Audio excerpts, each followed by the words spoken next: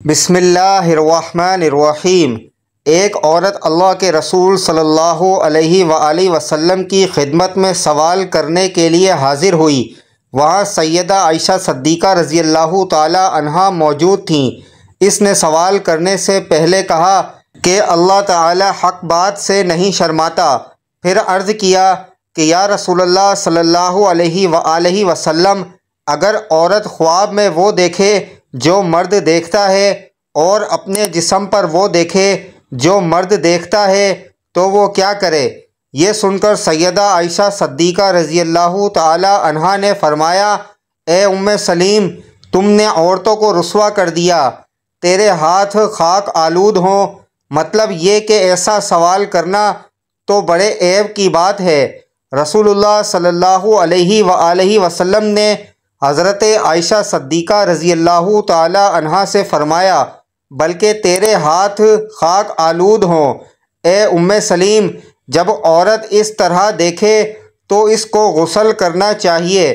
جی ہاں، پوچھنا عیب کی بات نہیں، بلکہ نہ پوچھنا اور جہالت کی زندگی گزارنا عیب کی بات ہے۔ جانتے ہیں وہ خاتون کون تھی جس نے بغیر کسی جھجک کے یہ سوال پوچھا؟ وہ ہیں اللہ کے رسول صلی اللہ علیہ وآلہ وسلم کی رضائی خالہ اور حضرت انس بن مالک رضی اللہ تعالی عنہ کی والدہ ام سلیم رضی اللہ تعالی عنہا، جن کے قدموں کی آہٹ آپ صلی اللہ علیہ وآلہ وسلم نے جنت میں سنی تھی، جو شجاعت و بہادری کی ایسی پیکر تھی کہ غازیوں کو پانی پلانے اور زخمیوں کی مرہم پٹی کرنے کے لیے اللہ کے رسول صلی اللہ علیہ وآلہ وسلم کے ہمراہ جنگوں میں شرکت کرتی تھی، جو ایثار و قربانی کا ایسا نمونہ تھی کہ چراغ گل کر کے مہمان رسول صلی اللہ علیہ وآلہ وسلم کی ضیافت کرتی ہیں اور خود بھوکے سو جاتی ہیں، جن کی زندگی میں تربیت اولاد کا سبق ہے، ایمان و عقیدے پر جماؤ کا درس ہے، شوہر کے ساتھ حسن معاملہ کی تعلیم ہے اور قضاء و قدر پر اعتماد کا پیغام۔ آئیے ہم ان کی پاکیزہ زندگی کی ایک جھلک آپ کے سامنے پیش کرتے ہیں۔ ام سلیم رضی اللہ تعالی عنہا نے ہجرت نبوی صلی اللہ علیہ وسلم سے بیشتر اسلام قبول کر لیا تھا۔ مدینے کی رہنے والی تھی۔ شوہر مالک بن نضر تھا جو کاروبار کے لیے باہر گیا تھا۔ شوہر آیا تو ام سلیم نے اسے اپنے اسلام کے بارے میں بتایا اور اسلام کی دعوت بھی دی۔ اس نے کہا کہ تم بد دین ہو گئی ہو۔ ام سلیم رضی اللہ تعالی عنہا نے جواب دیا، میں بد دین نہیں ہوئی بلکہ حق کی پہچان حاصل کی ہوں۔ اس نے اسلام سے صاف انکار کر دیا اور سختی سے پیش آنے لگا۔ ایک دن گھر میں داخل ہوا تو دیکھتا ہے کہ ام سلیم اپنے بیٹے انس رضی اللہ تعالی عنہ کو کلمہ شہادت کی تلقین کر رہی ہیں۔ یہ دیکھ کر مالک نے کہا، تم میرے بیٹے کو بھی خراب کرنا چاہتی ہو؟ ام سلیم رضی اللہ تعالی عنہا نے کہا کہ میں اپنے بیٹے کو خراب نہیں بلکہ اچھا بنا رہی ہوں، میرا بیٹا بھی حق پر جمع رہے گا۔ حضرت ام سلیم نام غمیسہ، رملہ اور سہلہ بیان ہوا ہے۔ آپ کا تعلق انصار کے مشہور قبیلے خزرج کی شاخ بنو عدی بن نجار سے تھا اور آپ ملحان بن خالد اور ملیکہ بنت مالک کی بیٹی تھی۔ آپ رضی اللہ تعالی عنہا حضور صلی اللہ علیہ وآلہ وسلم کی رضائی خالہ بھی تھیں۔ مدینے میں اسلام کا پیغام پہنچا تو آپ نے بلا جھجک قبول کر لیا۔ آپ کے خاوند مالک بن نفر بھی خزرج قبیلہ سے تھے مگر اسلام کے مخالف تھے۔ جب وہ اپنے خاندان کو اسلام سے ہٹانے میں کامیاب نہ ہو سکے تو دل برداشتہ ہو کر مدینہ سے شام چلے گئے، جہاں بعد میں کسی نے انہیں قتل کر ڈالا۔ حضور اقدس صلی اللہ علیہ وآلہ وسلم جب مکہ مکرمہ سے ہجرت کر کے مدینہ تشریف لائے تو حضرت ام سلیم اپنے 10 سالہ بیٹے حضرت انس رضی اللہ تعالی عنہ کی انگلی پڑھ کر آپ علیہ الصلاۃ والسلام کی خدمت میں حاضر ہوئیں اور بچے کو اپنے خادموں میں شامل کر لینے کی درخواست کی۔ حضور اقدس صلی اللہ علیہ وآلہ وسلم نے یہ درخواست قبول فرمائی اور بچے کے سر پر دست شفقت پھیر کر دعائے خیر کی۔ آپ صلی اللہ علیہ وآلہ وسلم انس رضی اللہ تعالی عنہ بن مالک سے اپنے بچوں کی طرح محبت کرتے تھے اور انہیں یا بنی، اے میرے بیٹے کہہ کر بلاتے تھے۔ وہ بھی حضور اقدس صلی اللہ علیہ وآلہ وسلم کے فدائی تھے۔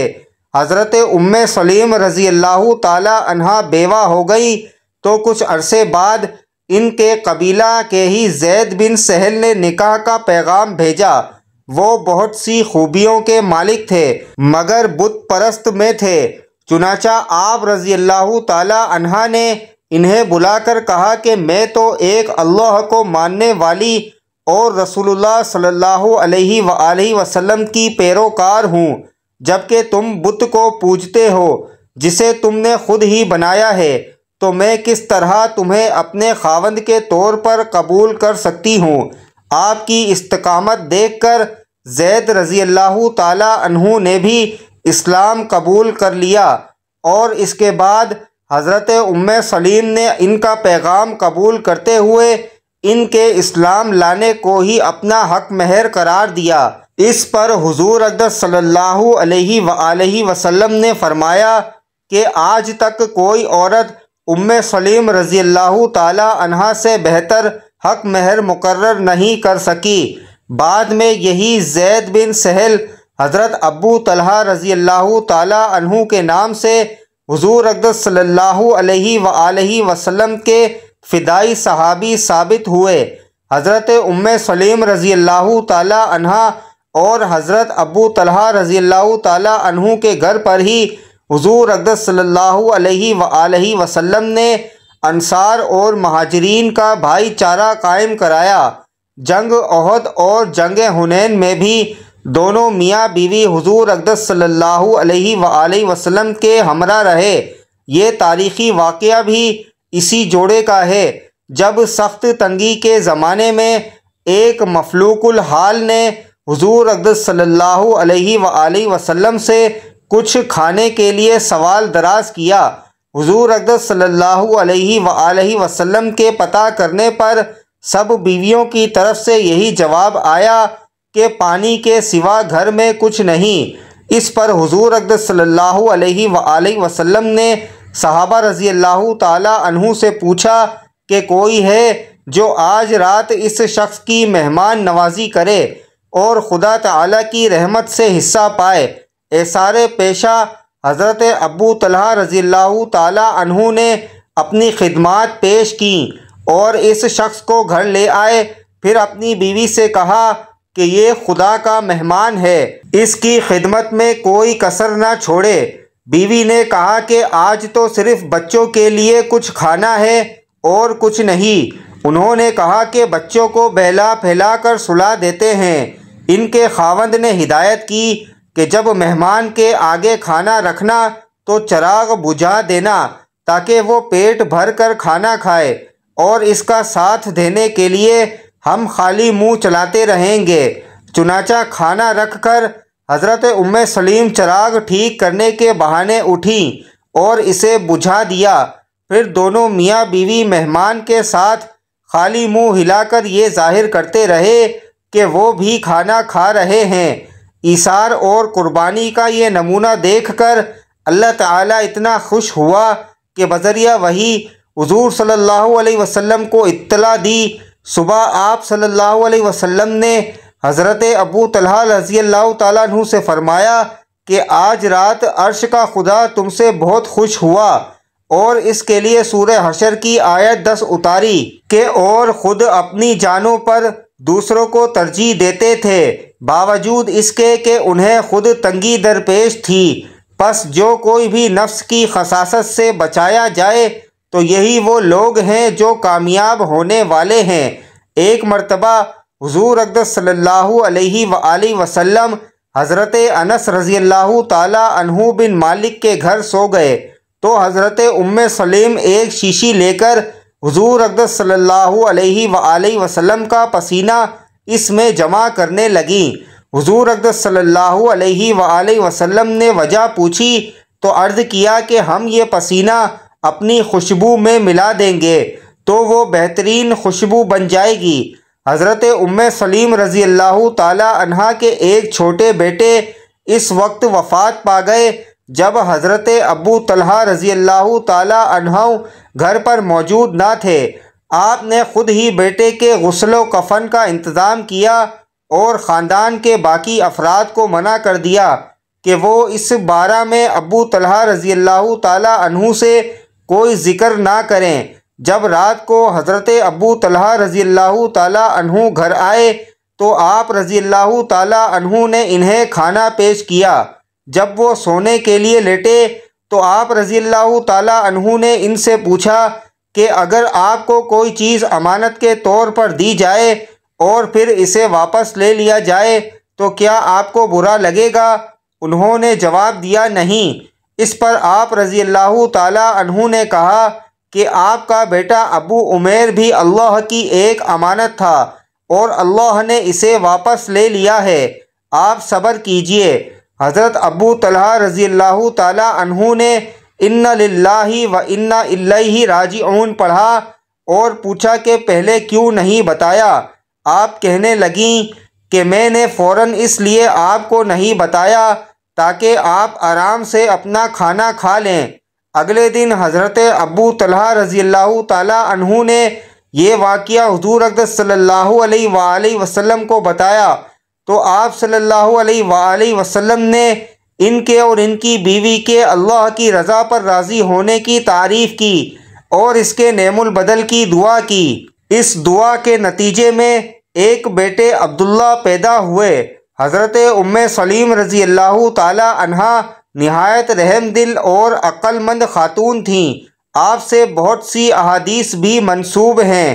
لوگ فقہی معاملات میں بھی آپ سے مشورہ لیتے تھے۔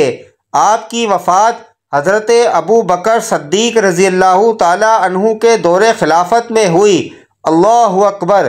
ناظرین، جب شخص پر اس دنیا اور زندگی کی حقیقت واضح ہو جاتی ہے کہ یہ تو چند دنوں کا کھیل تماشا ہے اور پھر سخت انصاف کے بعد ہماری زندگی کا فیصلہ ہونا ہے، تو ایسا شخص اللہ تعالیٰ کو بہت سنجیدگی سے لینا شروع کر دیتا ہے۔